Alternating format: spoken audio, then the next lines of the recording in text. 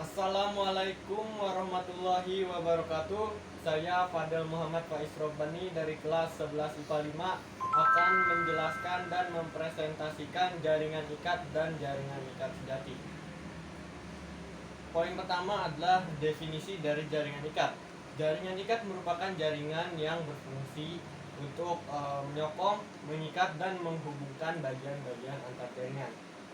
Jaringan ikat berasal dari jaringan mesenkim yang terdiferensiasi dari lapisan mesoderm.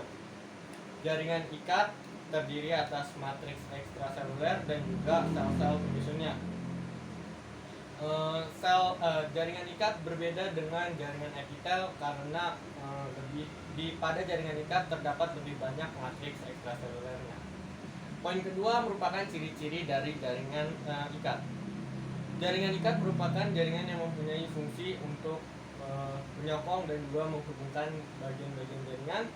Jaringan ikat berasal dari jaringan mesenkim dari lapisan mesoderm, dan juga matriks ekstraseluler pada jaringan ikat menyusun atau mengikat sel-sel penyusun dari jaringan ikat seperti benang. Poin ketiga adalah fungsi dari jaringan ikat.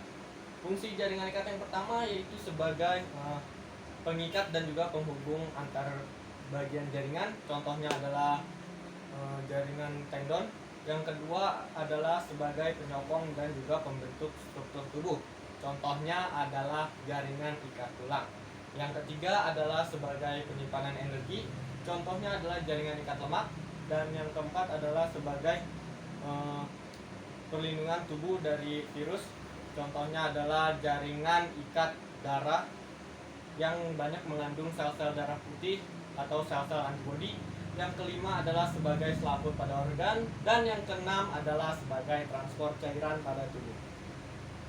Poin yang keempat adalah komponen-komponen pada jaringan ikat, yaitu ada serat, bahan dasar, dan juga sel-sel penyusunnya.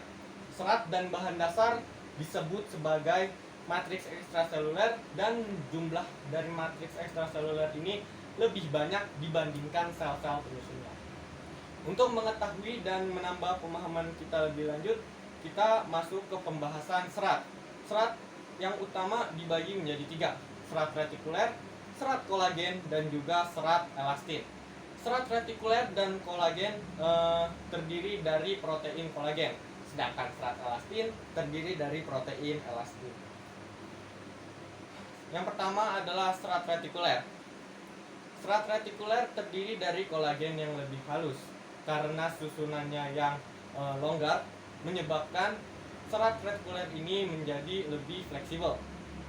Selain itu, serat retikuler ini berbentuk seperti jaringan-jaringan dan juga dapat dengan mudah ditemukan di hati, kelenjar endokrin, dan juga organ hematopoietik atau pembentukan darah. Dan serat ini berfungsi sebagai penghubung dan juga mendukung jaringan-jaringan atau organ yang terhubung, atau bisa dibilang sebagai penyokong. Kita masuk di serat yang kedua, yaitu serat kolagen. Serat kolagen sendiri membentuk untayan panjang transparan yang jika jumlahnya banyak akan terlihat seperti warna putih. Serat kolagen mempunyai sifat tebal dan kuat tetapi tetap fleksibel, dan juga serat kolagen tersusun dari protein kolagen yang bersifat yang berfungsi untuk menghasilkan kekuatan dan fleksibilitas. Kolagen merupakan protein yang paling banyak ditemukan di kulit, tulang rawan, dan juga tulang keras. Kita masuk ke serat yang nomor 3, yaitu serat elastin. Definisi: serat elastin tersusun atas protein elastin. Elastin memiliki sifat yang elastis, dan juga serat elastin berfungsi untuk menambah fleksibilitas dari jaringan ikat. Serat ini terdapat di hati, limpa, dan juga kelenjar limfe. Dan juga kita akan masuk ke komponen nomor 2 di jaringan ikat, yaitu bahan dasar. Serat-serat pada jaringan ikat dikelilingi oleh bahan dasar. Bahan dasar jenis-jenis bahan dasar ada 6, yaitu glikosaminoglikan, proteoglikan, asam hyaluronat, glikoprotein, terus lalu ada keratin sulfat dan juga kondroitin sulfat. Bahan dasar ini berfungsi untuk mengatur eksistensi matriks ekstraseluler pada jaringan ikat. Kita masuk ke komponen jaringan ikat yang ketiga, dan kita akan membahas lebih jauh dan lebih lanjut lagi, yaitu ada pada sel-sel penyusun pada jaringan ikat. Sel-sel penyusun pada jaringan ikat yang pertama yaitu fibroblast. Fibroblast adalah sel pada jaringan ikat yang paling utama dan berfungsi untuk menyintesis protein. Jaringan fibroblast banyak terdapat di jaringan ikat longgar aerolar dan mempunyai ciri-ciri yaitu berbentuk sel besar dan juga pipih, lalu bercabang-cabang, dan juga jika sel dilihat dari samping akan berbentuk seperti gelondong. Lanjut ke sel nomor 2, yaitu sel adiposa atau sel adiposit.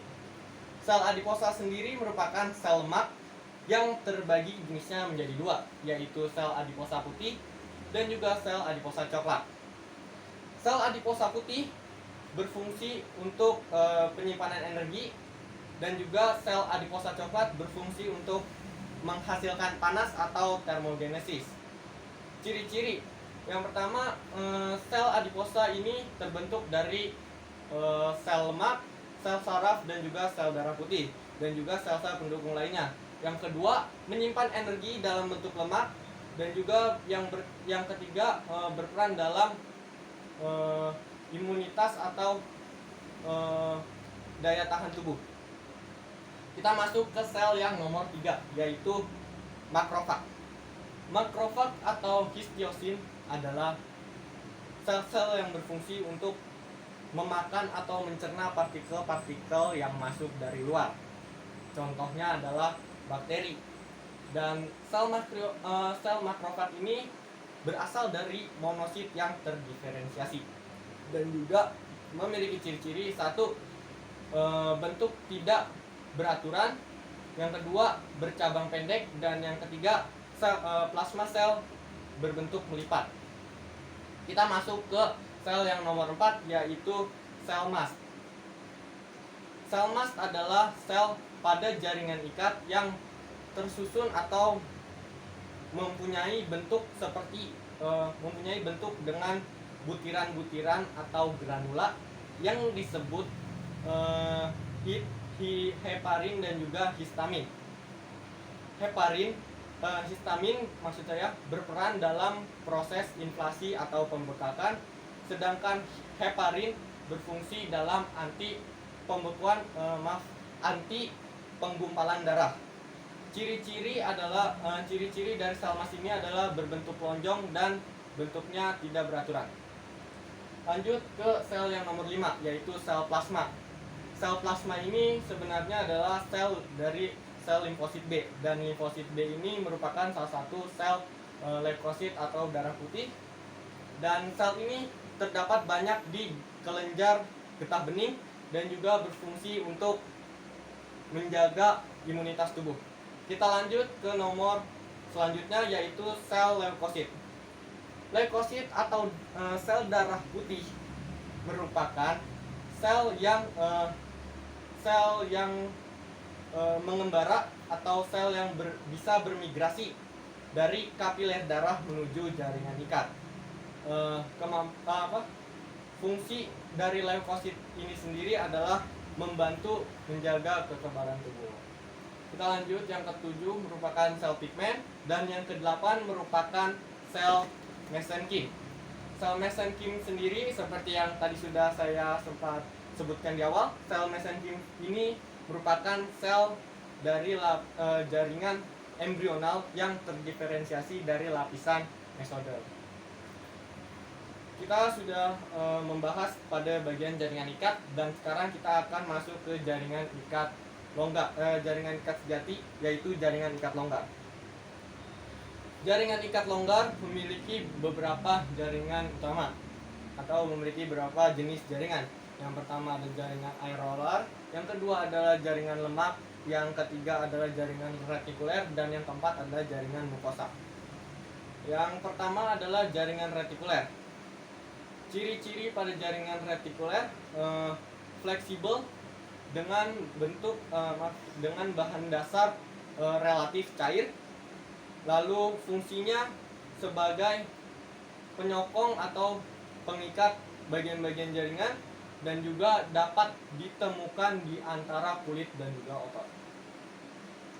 Kita masuk ke jaringan yang nomor 2, yaitu jaringan adiposa.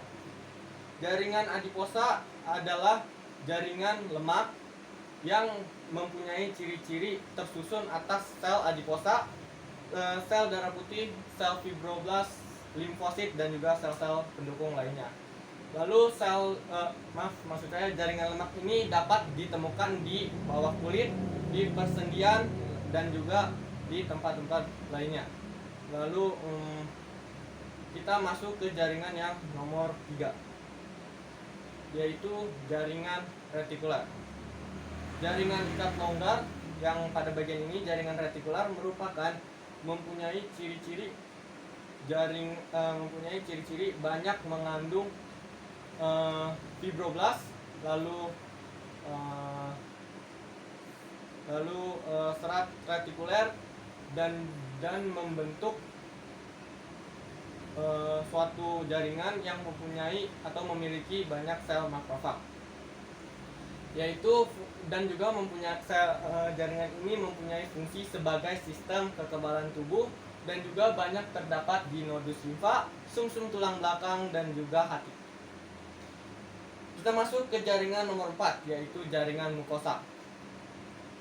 Jaringan mukosa memiliki ciri-ciri memiliki sel fibroblast, lalu ada sel limfosit, dan juga bahan asam hyaluronat. Mempunyai fungsi sebagai pengikat dan pembungkus organ-organ dan jaringan, lalu berlokasi di plasenta dan juga janin. Setelah membahas jaringan ikat longgar, kita akan masuk ke jaringan ikat sejati yang selanjutnya, yaitu jaringan ikat padat.